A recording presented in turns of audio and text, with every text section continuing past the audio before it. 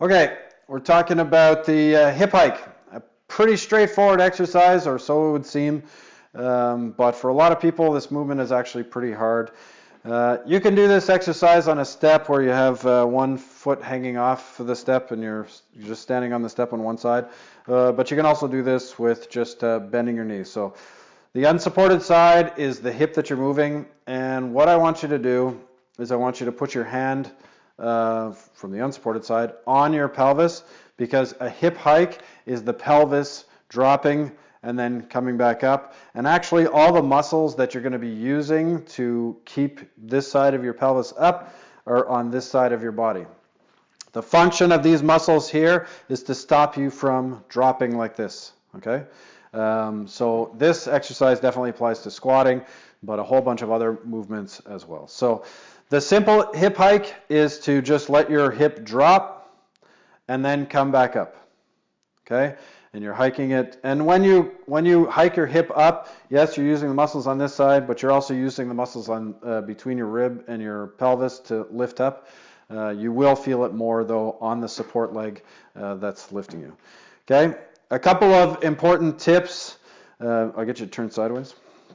One thing that I do notice, so dropping down is usually okay, so drop your pelvis. But when people hike their hip up, one of the tactics to try and get the hip up, go ahead, is to pull the leg forward. Okay? If you feel your leg being pulled forward, it's actually your body's trying to use your hip flexor to bring your hip up. You don't want to be doing that, so all you got to do is press your leg back a little bit and make sure that all of the movement comes from there, down, and then back up, and down, and back up, okay? Once you can get to the max amount, the goal reps, you have to make it harder. So using a simple elastic like this, turn face this way. Simple elastic like this, that's fairly strong. Don't be afraid to work with a fair amount of resistance.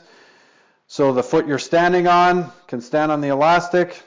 Yeah, well, whatever, that's good.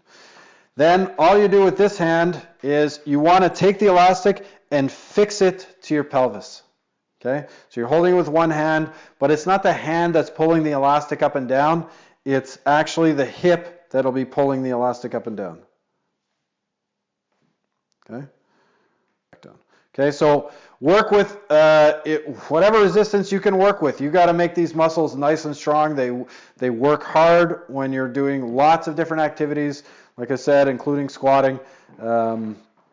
And it's super important to keep your back healthy, hips, knees healthy, especially those of you that have had knee problems or have knee problems. Knee alignment is driven a lot by, at least in part, by this set of muscles and other sets. So super important that you get very strong at this exercise.